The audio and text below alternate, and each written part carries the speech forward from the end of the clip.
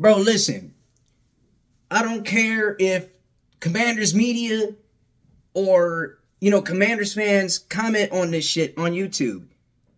When you got a practice squad defense out there with Zadarius Smith and you're depending on your CB1, meaning Terrion Arnold being your rookie CB1 out there to guard whoever the hell's out there, meaning Diami Brown, he should be guarding Diami Brown. That was his best matchup. When you are a team like that as a defense being depleted, of course you're going to drop fucking 45 on a depleted defense. You're not dropping 45 on a defense that has Makai Wingo, Kyle Pecco, Marcus Davenport, Zadarius Smith, Aiden Hutchinson, John Kaminsky, Levi Onwuzurike, Josh Pascal, Alex Anzalone, Jack Campbell, Derek Barnes, and a secondary that is healthy as hell with Kirby Joseph, Brian Branch, Ennis Rakestraw, and, Ife Melifonwu. You're not stopping that at all. At all. Hell, and let's not leave out Mr. Pound for Pound himself, Amik Robertson. Let's not leave him out, all right? The Lions had 16 players on IR. And wait, before that, they had like 22 plus out on IR. And we were injured all offseason entering into the regular season. Okay? So let's not sit here and act like we won't bounce back and we won't get back to this position again. We will be back. Okay? We will be back. Commander fans are happy because they dropped 45 on a depleted defense and a team that beat themselves. There's nothing to be happy about when you're doing that.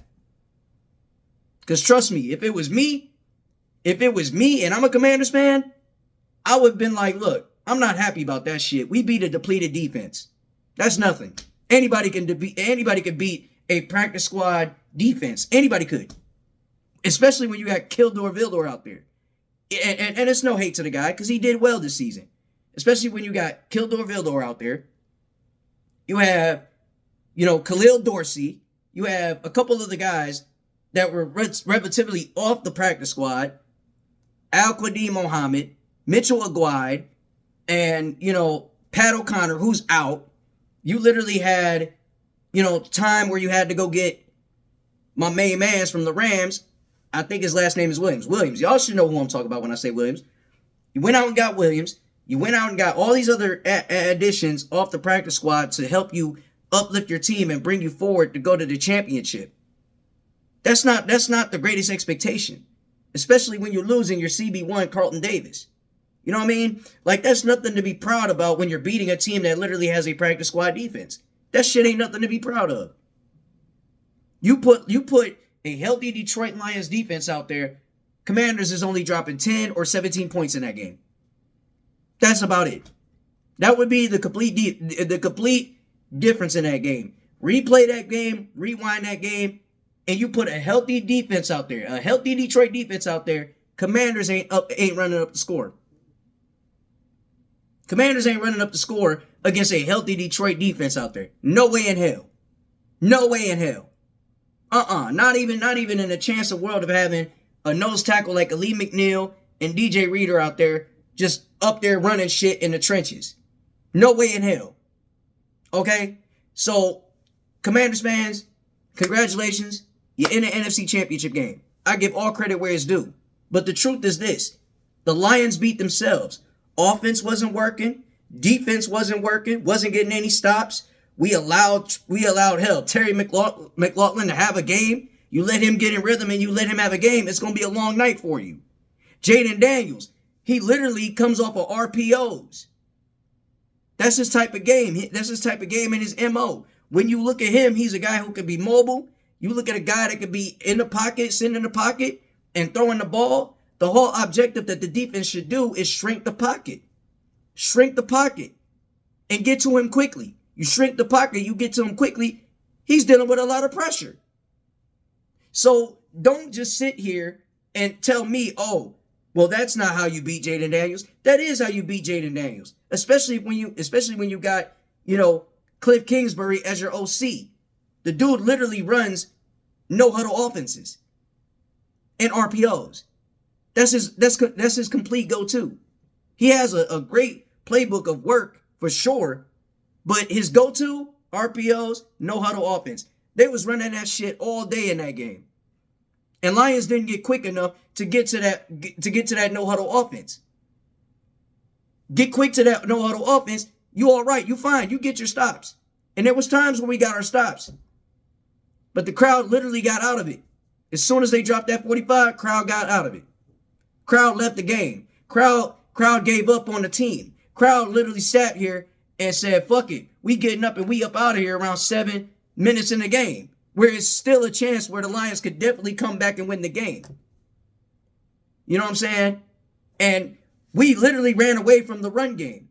Why are we running away from the run game when we got Jahmyr Gibbs that could really, run it up on the field and go all out and just, juke players and beat players and just go steam full ahead to the end zone? Why are we running away from that? That's some stuff that we should not run away from. And by the way, I got this LK line t-shirt from Comerica Park. Shout out to the folks over at Comerica Park. But why are we running away from the run game? Why? That's something that should have been, kept up in this game. We shouldn't be doing stuff like that. That's horrendous. And then the trick plays.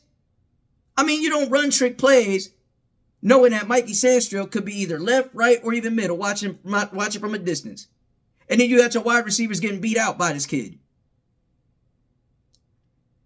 That's horrendous. That's bad. I'm talking on the mishaps that this team that made their mistakes and mishaps in this game. It's sad for that. It's completely sad for that shit, man. But other than that, I'm proud of my team. I'm proud of David Montgomery. I'm proud of Jahmyr Gibbs. I'm proud of Jared Goff. Every quarterback ain't gonna have a perfect game. Trust me, he ain't the only quarterback in this league in the NFL that has awful playoff games. It fucking happens.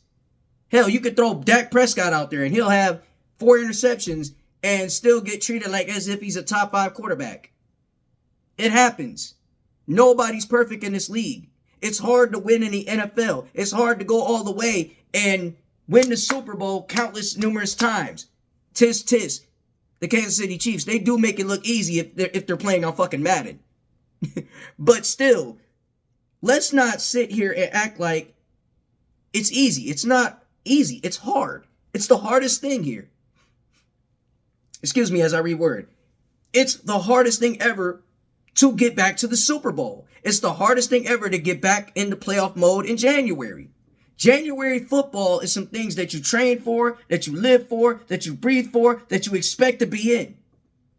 And then you got these Bears fans talking crazy to the Lions. Oh, well, you guys lost. You guys got your asses kicked. Oh, you're losing your DC. Oh, you're losing Ben Johnson. Oh, you're losing AG. You're going to the basement. Bro, you've been in the basement for quite some time, and you were 4-13 this season.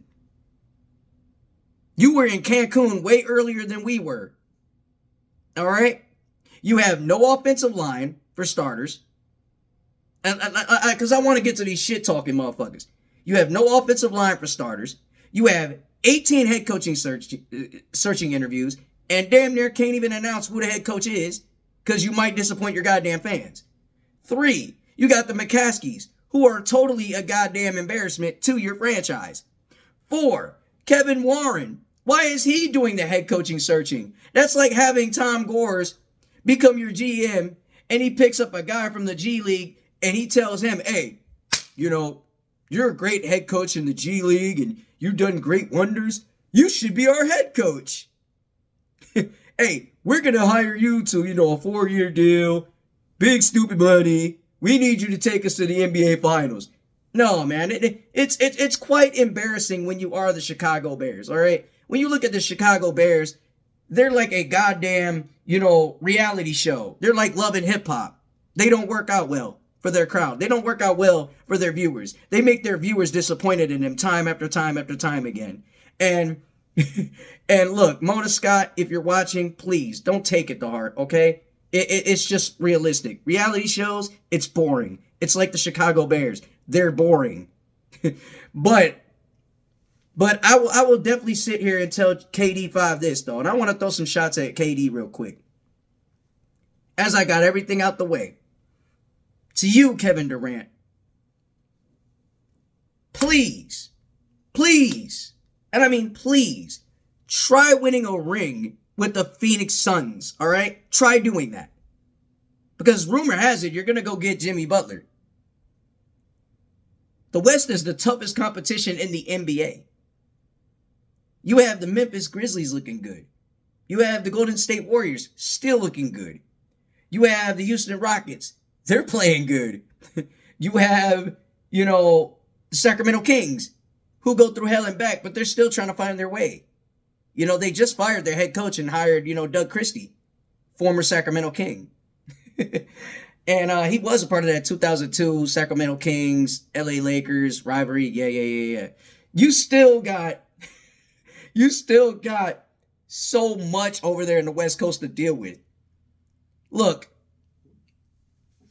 if you want to win a championship, Kevin Durant, without Stephen Curry, which gave you your rings, here's what you do. Listen to the Chicken Nugget King, okay, KD? Try to be more aggressive to the rim. Try to be more aggressive to the rim. Have some maturity to say, okay, if I'm getting guarded at over the top in the perimeter, I'm going to cut to the rim. I'm going to get aggressive to the rim. You're about 6'9", dude.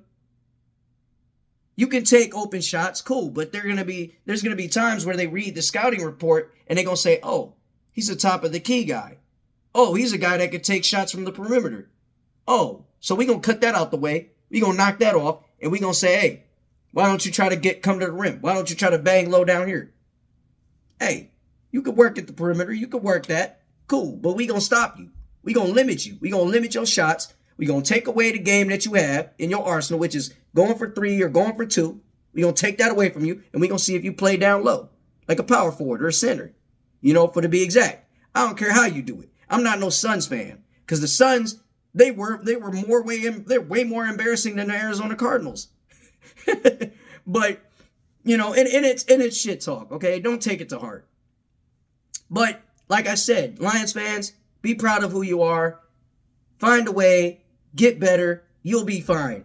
And Devin Booker, thank you for representing Detroit. If you want to come play here, give the Pistons a call. Demand a trade, something, because we already know Jimmy Butler's going to try to run you guys up out of there. And yes, Jimmy Butler, my name is Chicken Nugget King. I know you NBA players and sports guys and sports talk world. You watch these YouTube videos. You do. You're a regular guy, just like how I'm a regular guy. But at the end of the day, vice versa. Be proud of yourselves, Detroit. The window isn't closing. It's still opening. And, hey, one pride. Stay up. Chicken Nugget King 313. Make sure you like, share, subscribe to the channel. And I'm at 287 subscribers. Make sure you tell sports fans to come join the journey. Make sure you tell Lions fans to tell a Lions fan to come join the journey. Tell a Tigers fan to tell a Tigers fan to come join the journey as well. And show love to your boy. Shout out Red Wings. Shout out Pistons. Content is going to be on key and fire. And, yeah, we got a lot of that and more coming. Chicken Nugget King 313 out.